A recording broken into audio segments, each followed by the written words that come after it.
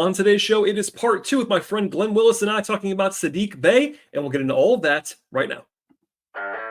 You are Locked On Hawks, your daily Atlanta Hawks podcast, part of the Locked On Podcast Network. Your team every day.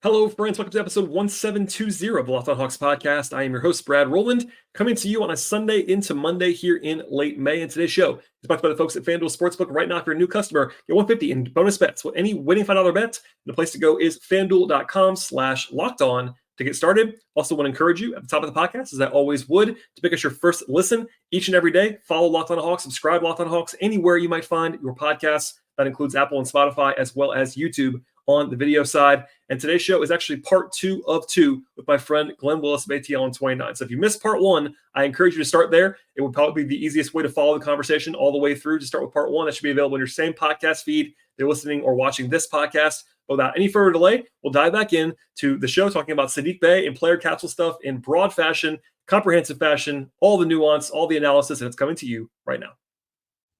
This is kind of a pivot to the offense, but it's a good time to transition to it in some ways. There's this debate about what position he should play.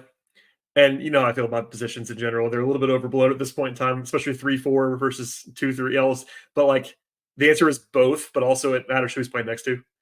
That's kind of where I would be with Saddiq. And I know there are limitations to Saddiq at both positions. At the 3, you could argue he's too slow. That's a very broad thing to argue, but you know what I mean? Like, it's laterally not the best. At the 4, he is physically strong, but he's not explosive to the rim. Like, he's a below average, his rebound numbers, while he is physical on the offensive glass in particular, defensive rebounding is not his strength at the 4. I think he's a pretty average rebounder, to be kind, at that spot. And like, also just not the longest guy. Like, he might be, I think he's listed at 6'7" now officially. That's not an undersell. Like, he might be 6'6", 6'7". Like, he's physically big, but he's not long. So obviously you have Jalen, but Jalen solves a lot of problems for you in general, but is there an ideal way to deploy Saddiq Bey to where you get the most out of him on offense defense? Because I think on offense, his shooting at the 4 this year, kind of put to the side, is really effective if you can play him there defensively. But that's kind of the problem that a lot of players have. It's like, you're probably better at the 3 in some ways on one end of the floor, and better at the 4 ways on the other end of the floor. It's like, what do you do with that? Yeah, it's interesting. And for me, I think it's situational. Right. And positional kind of thoughts are often situational. I mean, on the rebounding, you make a great point there. He's an awesome offensive rebounder for his position. Right. Yep. Just tremendous offensive. Especially at the 3. Yeah. Especially at the 3. Makes a big, and you put him and Jalen on together at the 3 and the 4, and you've got some kind of some real magic there. But for me, you think back to the play-in game a little over a year ago against Miami, where I think Bogey and Bey played like 20 straight minutes in the first, like a long stretch, and they just juiced the shooting in the lineup. And Miami could not deal with that. They basically ran everything with Bogey in one corner, Bey in the other corner, up all the space for Trey.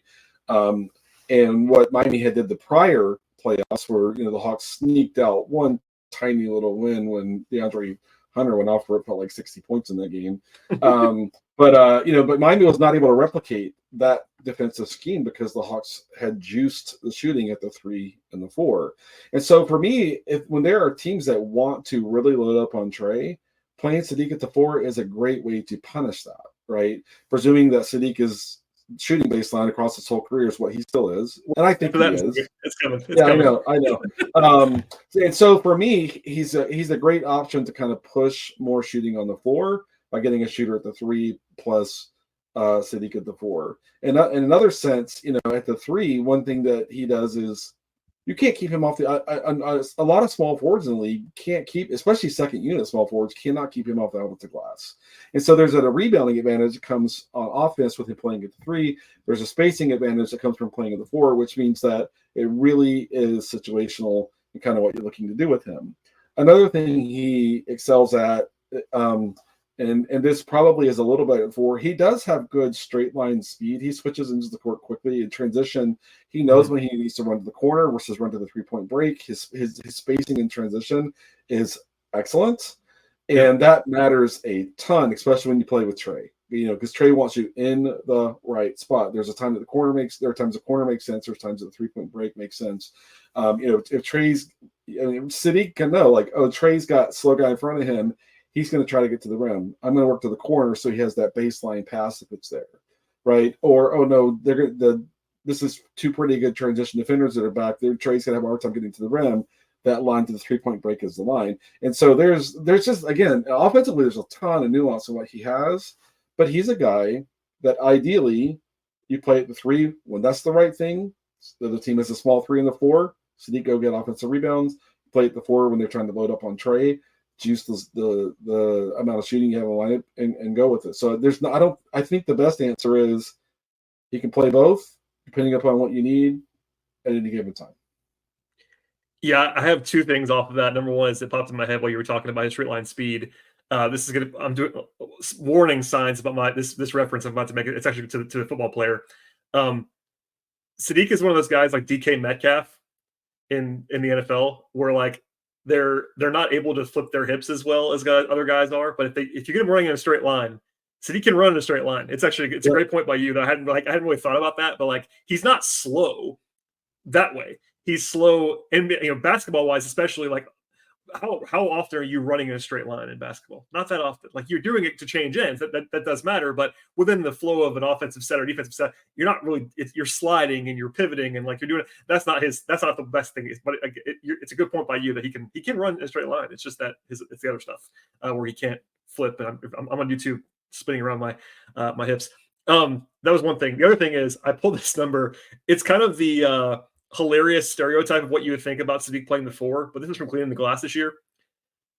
With Bey at the 4 on Cleaning the Glass, the Hawks had a defensive rating of 125 this year, which for everybody that doesn't know that is horrific. That's a horrific number. On offense, at the 4, they're at 124, which is incredible. And again, I'm not going to tell you that that's gospel because Cleaning the Glass positional stuff's not always what I would do. For instance, like it's also kind of automated.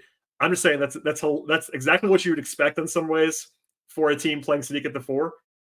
Not great defensively, but really, really, really good on offense, which we got to say, because the theory that I know Tyler was preaching on our last podcast, like the theory of having enough shooting around Trey, especially at the 4. And look, Jalen's an X factor that you can't ignore. Like Jalen's a different player than what they had on the best iteration of the Hawks 3 or 4 years ago. But the theory of Trey, one pick and roll partner and 3 shooters has always worked on offense. And that is another reminder of that. And basically that means if Saddiq's playing the 4, that means that you have shooters everywhere on the court other than center. And that means their offense is really, really good. I know it's like when, Bogey's having a rough stretch, like within 6 weeks of this trade deadline, all the Hawks fans are starting to be like, we got to trade Bogey. It's like, but if you go look at the numbers, Go look at the numbers. Oh, Bogey's on off. We'll get to Bogey, but I mean, if you want to hear on off numbers, Bogey's on off numbers are hilarious. Like the Hawks were like basically a 55 win team when Bogey played this year, and they were like a bad team when he didn't. It was incredible. But yeah. And so for me, the context there is okay. If we can kind of hang on to that and get more point of attack defense, so that Bogey's not ping-ponging back and forth between the corner and the paint like he does as Loman. This was a little preview, I guess, of when we do Bogey, but it's similar kind of construct defensively. But yeah, I mean, in that Miami game, the Hawks smoked the Heat in that play-in game when they had Bogey and Bey on. And for me, it's like, what do the Hawks want to bring back? Do they want to? How much change do they want at the wing? I think it maybe starts with those two, and then you're like, okay, the other people who play the position have got to be able to defend, have to be able to defend, right? Yes. And and that's something like they tried to squeeze a little defensive juice out of Wes Matthews this year. Out of necessity, basically. Out of necessity, but they need to be able to last 3 minutes of a game. You're going offense, defense, or whatever. They got to have some options there, but. For me, I love the idea of Trey plus Bey plus Bogey when you're playing from behind, or when you have a team that's loading up on Trey and that kind of thing. But you've got to have some defensive depth of that position to kind of make it holistically work. Today's show is brought to you by FanDuel Sportsbook. It's where to take all time now in the NBA and NHL, and fans will give you a shot to bring home a big win of your own at the FanDuel Sportsbook app, because FanDuel is America's #1 sportsbook. And right now, if you're a new customer, get $150 in terms of dollars and bonus bets guaranteed. That's $180 in your pocket if you can use to bet on hoops and baseball, hockey, and so much more. Bet all of your favorite baseball players, basketball players, etc., and teams as well, with quick bets, live same-game parlays, exclusive props, and much more. The app at FanDuel Sportsbook is so easy to use. They have everything you're looking for across the sports betting space. They have over-unders, they have money lines, they have game props, they have player props, future bets, same-game parlays, and much more. The app is safe. It's secure. They cover the entire range of sports as well. NBA, WNBA, NFL, college football, MLB, college baseball, golf, tennis, soccer, auto racing, boxing, MMA, and much more. And now is an awesome time. Sign up with the folks at FanDuel Sportsbook, and the place to go is FanDuel.com/lockedon. One more time, visit FanDuel.com/lockedon to make every moment more and make every playoff shot count with the folks at FanDuel, America's #1 sportsbook. Okay, we have to talk about the shooting. So, you referenced it. I know I did several times during the season, but I'm sure we have somebody that's not a regular listener to the podcast, but this is going to be on brand for me. On the positive side, he actually had his best ever two-point percentage this year. He was the best he's ever been inside the arc. His finishing improved this year. For as big and strong as he is, he's actually never been a great finisher. This year the numbers were better on that front. But the way he was used is as a spot shooter for the most part on this roster. Not exclusively, but that's his primary role. And coming into the season, he was shooting 36.1% from three and about 1,500 attempts in his career. So not an elite shooter, but a perfectly fine one. 36% on big volume is all you need. This year, he shot 31.6%, which is obviously not very good. The big one, that's not great in itself. The big one, though, was his corner threes, which got a lot of attention during the year, including by me, where that's a shot where you need to shoot really well, because that's supposed to be the best shot in basketball, most valuable shot other than a dunk, basically. The previous two seasons combined, Saddiq shot 40.6% on corner threes on pretty good volume. Last year, he shot 30% on corner threes. And 30% doesn't sound like it's that bad. It is that bad on corner threes, because those are usually open shots, and they're also supposed to be high-value shots that your offense is designed to make. Like the Hawks want to create open threes in the corner, especially when Trey. Also, there's a different discussion, but the Trey on versus Trey off creation of open threes in the corners is a huge gap. But anyway, he was also worse than you expect on non-corner threes too. But his corner three numbers were basically that, and I'm sure every Hawks fan is picturing one of those shots right now where it's like great offensive process, drive, kick, open three for Saddiq, and he misses it. And there was a lot of that this year. The closest recent comparison I would say would have been to John Collins the previous year, where John just had this awful shooting season.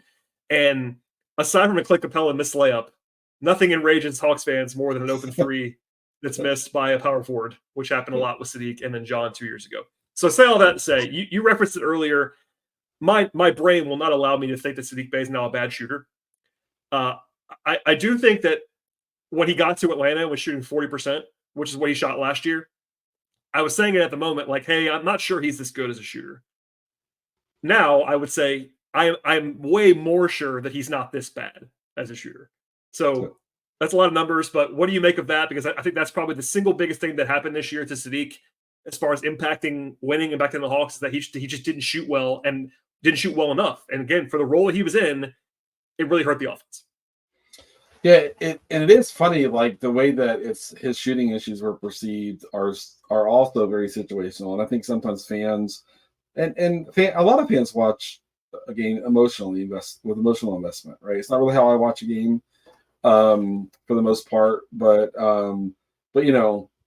it's 4 minutes to go. The Hawks are down 8. Wide open corner three, and he misses. It's like, oh my, it killed him, And it felt like that happened over and over and over, right? Yeah. Trey created this perfect shot, and he just can't get that shot to go down. And that's when the open corner three are as bad as not just the one miss for Clint at the rim, but like the 3 misses right at the rim for Clint. That really drives Hawks fans crazy. Of course, right? Yeah. Miss, put back, what have you. And that it was. I mean, if it's that frustrating for Hawks fans, how frustrating do you think it was for him? Oh, right. Very.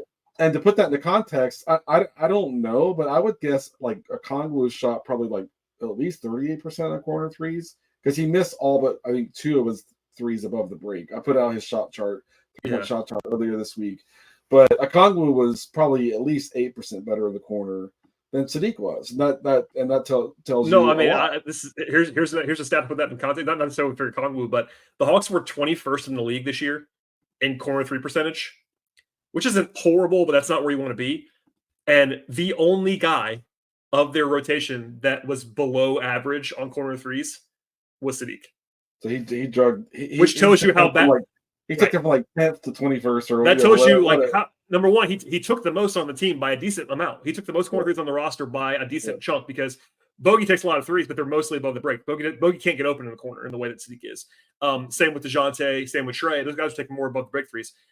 I think I might have lied. Yeah, the only guy who was even close to Saddiq in terms of missing them was Jalen, and his volume was way lower. And Jalen isn't supposed to be the kind of shooter Saddiq is yet, as far as a standstill shooter. So I'm trying not to pile on, but was it 10 times this year? Jalen actually clipped the side of the backboard on it. Yeah, no, and that's one of those things. And also, there's this whole debate, and we don't have to get into it now, about like Saddiq's shooting form. There was this thought process that he might have gotten too big this year, where he couldn't like get the same lift. Like a lot of his misses are flat.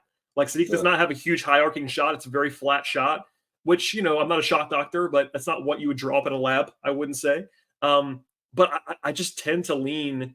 Look, we could do an hour on this, but I just tend to believe that there's just not a reality where he is this bad of a shooter on corner threes based on 4 or 5 years of, if you go back to Villanova, 6-7 years of sample on him being a good shooter.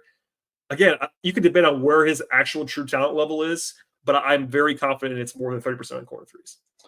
Yeah, so for me, I'm a big believer in Saddiq as a shooter still. A big time believer. And there's a few things to go there. Number one, you mentioned the track record. Number two, his shot preparation and his release, super efficient, quick release, hard to close out on him. Really. And all of that shows up in the amount of gravity you have, the amount of spacing you provide other defenders. You can't get far from Saddiq because you are not going to get back to him if you let him catch the ball in the pocket and get to his shots. And all of that matters. Like that's another way when Gallo was on the team, like you just couldn't no one could get the Gallo shot. He would shoot it over you. So I mean, so that's just it's kind of, and Saddiq has, obviously he's not as tall as Gallo, but similar concept in this. It's hard to close out on him because he's so efficient and he's so quick, kind of getting his shot up. I'm a big believer in Saddiq as a shooter. It'll be interesting to see like how does this knee injury change him some. Injuries always change you some. Sometimes it's just a little bit. Sometimes it's more than a little bit. DeJounte hasn't been the same defender since he had that knee injury. Was about 4 years ago now or whatever. He's never kind of got back to that level too. And I personally think that's likely attributable to that injury. So it's going to be interesting to see. But I'm a big believer that Saddiq is excellent for what Quinn wants. Quinn wants that 0.5 to sit. He's a quick processor. He makes decisions. And I love that he drives the basketball, even though before this past year, driving really wasn't, one of his kind of premium skills. And he made himself better. First of all, just being willing to go in and embrace contact is huge to add value to your ability to kind of drive and attack the paint, attack the rim. When the Hawks can kind of get back to being a quasi-serious or better playoff team, someone being willing to drive the paint and go get contact is super valuable in a playoff context. It's incredibly valuable in that sense. And so I think, I'm very hopeful for the Hawks that he'll be back because he just plays so hard. He was turning the corner on defense. I think they do add more point of attack defense, which is going to help simplify what you ask of Saddiq.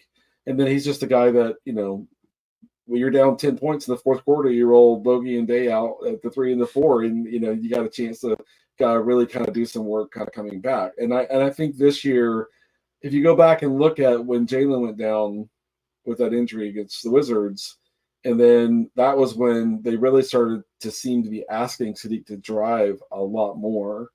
And it wasn't really, it's important to know, I don't think it was just Saddiq. Quinn wants them to break the paint with the basketball when the defense is over leveraged, right? Saddiq really embraced that, like really embraced that. And I think that caused some of his shooting issues. I think he was leaning into, okay, we have to be able to put the shot up, plus to attack the closeout, break the paint, kick the ball when the defense collapses, or go, there's a compromised defender, go get that contact or whatever it is. And then for me, I think he was just embracing the full spectrum of what Quinn wants from their off-ball players: catch 0.5 it, make the decision and go. And I think it was just different, for him. And then when Jalen was down, there was literally no one else that could do that until Veit started playing. And then Veit could do that. But for me, I just think that he was adapting to what Quinn wants from those wings, and it was a period of change for him, and I think that affected his shooting rhythm. And but I'm a huge believer in Saddiq. I think he adds a ton of value. I think a guy who can, be a dominant rebounder, offensive rebounder at the 3, plus be a dominant, a really, really good floor spacer at the 4, and you can kind of help him be more functional defensively through lineup construction. I think, I hope he's back. And for my first hope is I hope he gets paid. I don't know what that looks like. We'll talk about that in a second. But for me, I think he just adds so much to lineups that Trey's in. Today's show is brought to you by Prize Picks. Get on the playoff action with 100 times the money right now at Prize Picks, as you and the world's best players take the game to a new level during basketball's postseason. That's right. For example, turn $10 into $1,000 with entry today at Prize Picks, America's #1 fantasy sports app. It's something for everybody in your life when it comes to sports, basketball, hockey, League of Legends, and everything in between. And Prize Picks is the best way to get on the action in sports in more than 30 states across the country. That includes Georgia, as well as California, and includes Texas. Prize Picks also offering injury insurance now, so that your entries can stay in play even if one of your players happens to be injured. And it's really simple to play Prize Picks as well. Make your picks and just make your entries in just a minute or less. It's huge for me, and one of the big reasons that I have really enjoyed playing there over the last few years is just that breezy and that easy. They have quick withdrawals, they have easy gameplay, and an enormous selection of stat types and players that you can't find anywhere else. It helps Prize Picks to be the #1 fantasy sports app. Download the Prize Picks app right now today and use code LOCKEDONNBA for first-time deposit match up to $100. Again, download the app and use promo code LOCKEDONNBA when you get there for a first deposit match up to $100. Pick more, pick less. It's that easy with Prize Picks. Yeah, I mean, Saddiq's a play finisher in a lot of ways, and I don't mean that in a negative way. Like, he's not a specialist three-point shooter. He takes a lot of threes, but you referenced it. We've all talked about it a little bit on this podcast, but he actually had the highest percentage of his shots this year at the rim. He's kind of early in his Detroit tenure. He made Pistons fans crazy because he took a lot of mid-rangers and was kind of more of a primary. It wasn't necessarily his fault. He was on some bad Pistons teams, and he was asked to do a lot on offense. I think his best role was kind of the one he was in this year, where it's threes or it's attack the rim. He's not going to settle a lot of 15-footers. He's not creating a ton for himself or others. But he also, that's not a problem, especially when you don't turn the ball over. So he's a pretty low assist player, but he's also a very low turnover player, which is fine. That means you're not making mistakes. You're swinging the ball when you need to swing it. He's not a huge creative passer, but the combination of what should be 3-point shooting, that's at least you have to be guarded out there. Be able to get to the line, which we talked about earlier, be able to get to the rim, which he did a lot more this year, and then not make mistakes. He's a valuable offensive player. I've always believed that. As we sort of transition to the future, I think that, and I've said it since he got here, honestly, but I even more believe it now. Again, unfortunately for him because of the knee and everything else. But I think Saddiq's best role on a pretty good team is going to be as a seventh man. I don't think he's a starter on a good team. I don't. Maybe he can be your fifth starter. I'm not saying he couldn't be that if you had 4 really good players and kind of a drop off. But I think that generally speaking, he would be better as a supporting player. But by the way, seventh men on good teams make $10-15 million a year. That's a real role in the NBA that everybody needs. Everybody needs guys who are 6'8", 6'7" forwards with bulk. I don't want to call him a two-way player because his defense is what it is, but he's verging on that two-way forward that everybody wants. He's not quite there defensively, but a lot of teams could use what Saddiq can give them. That's why the Hawks traded for him, is that idea of enough shooting at the forward spots and enough physicality to hold up defensively. It's a very valuable skill set, even if I think he's more of a bench player. But I don't mean that in a pejorative sense. That's still a very valuable role. And I think long-term, you pencil Jalen into one of the forward spots. You don't want Saddiq to be your other starting forward, I don't think. But if he's your third or fourth forward, you're in good shape. Yeah, or depending upon roster and lineup construction and kind of where you are in the journey of that, if he's starting next year with Jalen, comes off 4 minutes in, gets back on the court with Bogey to help Kobe if Kobe's leading the second unit offense to put more shooting into that context. So also fans also significantly overvalue whether a guy starts or doesn't start. Strongly agree. Yeah. Yeah. And so, but I agree. Like if the Hawks are able to kind of get up, say, 2 tiers in the next 2 years somehow, Saddiq's probably not, likely not a starter in that context. Yeah. But still a critically important guy that can kind of give you unique things depending on what position he's playing. And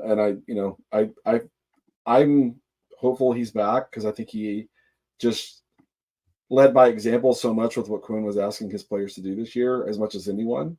And I just think that stuff matters in the locker room. It matters to developing trust in kind of the plan, the coaching plan is kind of, rolling out, instilling and trying to ingrain in the team. And I just, I think that matters, a lot.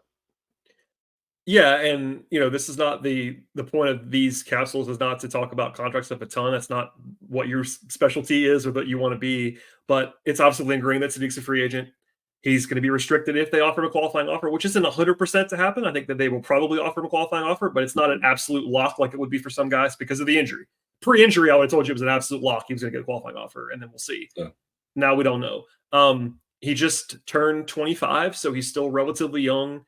He wasn't super young draft prospect, but 4 years in, this is kind of his prime contract. You would imagine, age 25 to 29 kind of range.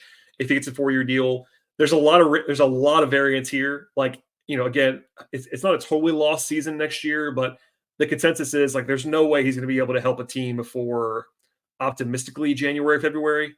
And it might be longer than that. We just don't know. ACLs are not as bad as they used to be. That's a good thing. But everybody reacts differently. It could be a whole year.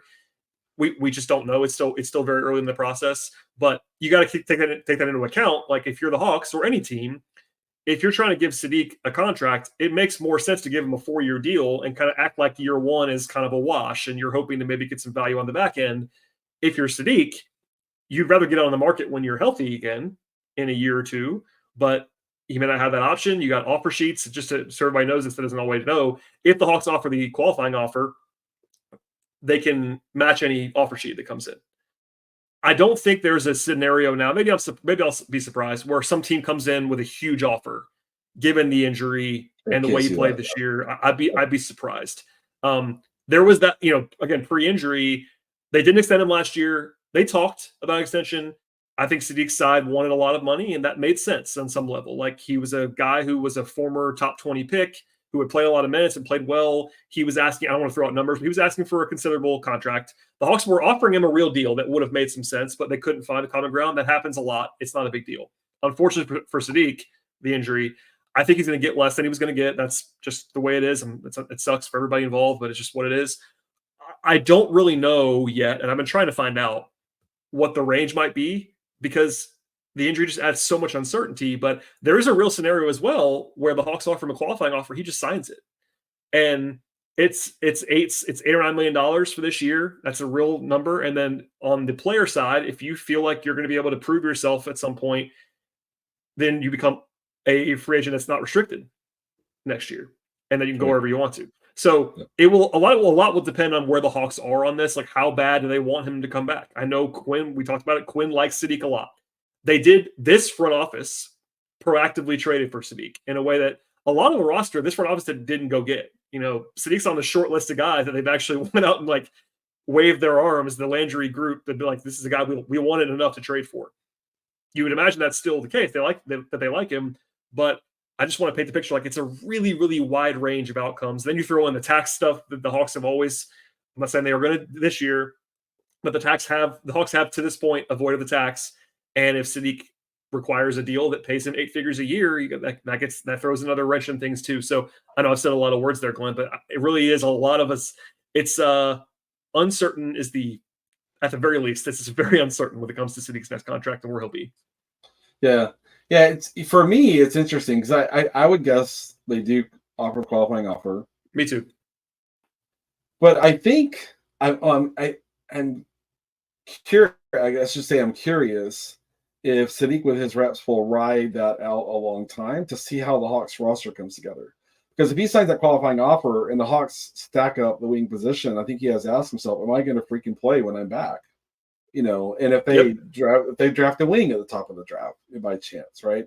If V comes back and he's in the rotation. Plus, is Hunter back? So for Mhm. me, I think if they make the qualifying offer, I think he might really ride that out to see how the roster construction becomes together. Because if he needs to be on a team that's going to let him play in the second half of January, February, March, April, or whatever the timeline ends up being, in order Yeah. to set himself up for a good contract next year. And if the Hawks are, stacking at the wing position, he might look at that and go, I'm not sure I'm going to play enough, if I kind of come back. But so I think it might be a thing where they really, on their side of things, they might really, really ride it out. Yeah. Like I said, the range is so wide, and part of the unfortunate part about restricted free agency is that some guys get to mid-July and there's just nothing out there for them, Yeah. and then you're in this terrible spot where the team that could bring you back, they know they had you over a barrel, and there's almost a second negotiation that actually happened to Clint. That's my go-to example is Clint in Houston didn't sign until August, September, and Daryl Morey is Daryl Morey. He's cold, calculating. The personal side is not really coming to the mix with Daryl Morey in the way that I've always said this, but Travis Schlenk was a very kumbaya executive. I think Landry tends to that direction as well. They're not going to be the hardo the way that Daryl Morey was, but Clint ended up on this bargain contract in Houston because there was no market and Houston knew it. And the Hawks did the exact opposite with John Collins, where they didn't squeeze him, and they probably could have, and they didn't. So anyway, I don't know how they're going to play it. I don't know how we don't have a ton of intel right now. One little wrinkle that I should at least say out loud is that this applies to Saddiq and Veet, and I guess Wes Matthews and Seth Lundy and whoever, but especially Saddiq and Veet. In the new CBA, you are allowed to negotiate with your incumbent team as soon as the finals are over. Like the day after, it's a baseball style rule where you have this window where you can only talk to your own team, and it's going to be 2 weeks plus where you can only talk to your own team. Now, it will kind of surprise me if Saddiq signs a multi-year deal in that window because of all the uncertainty we just talked about. Maybe he would. I think Veet is just logically Veet's more likely to have that contract kind of happen in that range, I think. But it's just something to keep an eye on. We could get news about Saddiq in a way that doesn't usually happen. In fact, it hasn't happened in my entire life covering the league. It's he could theoretically sign at least agree to a deal before the draft, it's just this interesting wrinkle this year. Yeah. Yeah. I mean, there's a lot of, it could be like a 1+1 with a decent buyout and, second All that year stuff. or, right. So there's a lot of ways. My prediction, my layman novice prediction is they make a qualifying offer and he takes that thing all the way, maybe even to August. Maybe it would not surprise me. I think that's a very, very reasonable prediction because I don't look at. We both said it. I'm rooting for Saddiq to get paid. I like Saddiq. He never wanted guys' financial security to be impacted because of an injury. It just sucks. But I do think that I don't see a team that's supernatural to come over the top with some major offer. I think that you might see a team with the mid-level kind of money around there to offer that to Saddiq. The Hawks might match that. I mean, I would love to know. It wouldn't be the top of my list, but it would be in my top 5 or 6 true serum with Tony/Landry. What are you willing to go to on Saddiq? If it came down to it, where are you willing to go? And we won't know the answer on that. But the most recent time the Hawks have gotten into this, will they, won't they, on a free agent, on a guy who was their own guy, was Tim Hardaway Jr. And they ultimately let him go, but it was because New York made an offer that was seen pretty widely as kind of insane. And they wanted to bring Tim back. They were planning to bring him back, and it was basically all right, we're going to bring you back, Tim, unless somebody makes a crazy offer. Insert crazy offer, and they let him go. The Hardaway contract was maybe the last of remember that those 2 years the Nets were giving a lot of money to Tyler Johnson and Alan Crabb, and and then there was a THJ, and it feels I don't know if we've seen another one quite like that since then. Well, no, I mean, I was going to say the Hawks ended up stealing Bogey from Sacramento on a deal that looks fantastic. Now it's over, but that was one where the whole league was what are the Kings doing? Just match it. What are they doing? And they for some reason didn't match it, and it worked out great for the Hawks. So a lot of it is team specific. It's roster specific. I'm glad you brought it up about what if the Hawks end up rounding out their forward room before this is, Hunter is a trade candidate for sure, but he's there making a lot of money right now. You got Veet probably coming back on a decent size something. If they were to draft Ron Holland, or they were to draft Modest, or they were to draft Risa Shea, those are all forwards you put in that room. And you can never have too many forwards, as we found out this year, Glenn. You can't have too many forwards because the Hawks didn't have enough. And then what is Mo Gay next year, right? You got Mo Gay for sure, another guy that they like a lot, obviously. So yeah, it could get really, really busy. I don't envy Saddiq's agent right now. He's got a lot of work to do. But in the end, the human side of things, and we're often, at least I'm often not. I don't talk enough about this, but like I hope Saddiq gets paid. I do. It's not about rooting for guys. Like you're supposed to be objective, and I am. Like I'll tell you if I think the deal's bad or good for the Hawks. That's my job.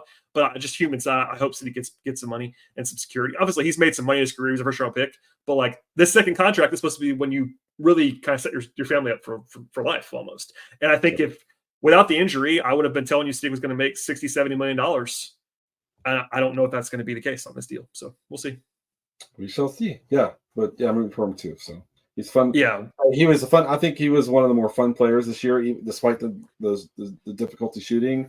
I enjoyed watching him just play hard and attack the paint and do things that Quinn was asking him to do. So shooting aside, I still think he was one of the more enjoyable kind of players this year for the Hawks.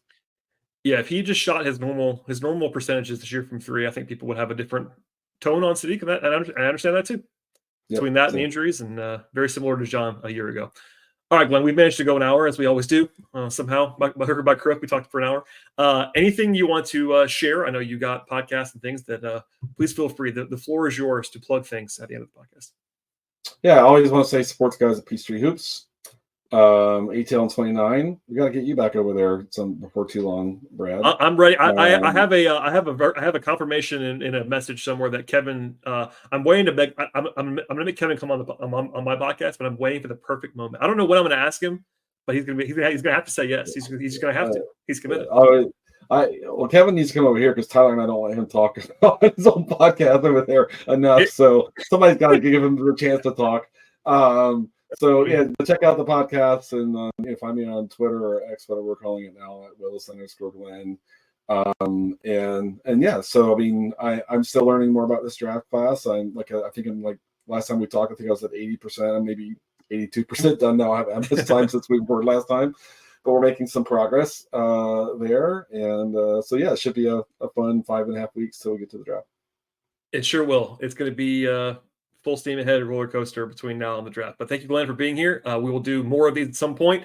I know folks want to just draft all the time, and I get it, but there's a long way to go between now and then. So we'll sprinkle Glenn in just in little tidbits in between now and the draft and beyond. So thanks for being here, Glenn. As always, please subscribe to this podcast. Please subscribe to ATL 29, all that fun stuff, and we'll see you all next time.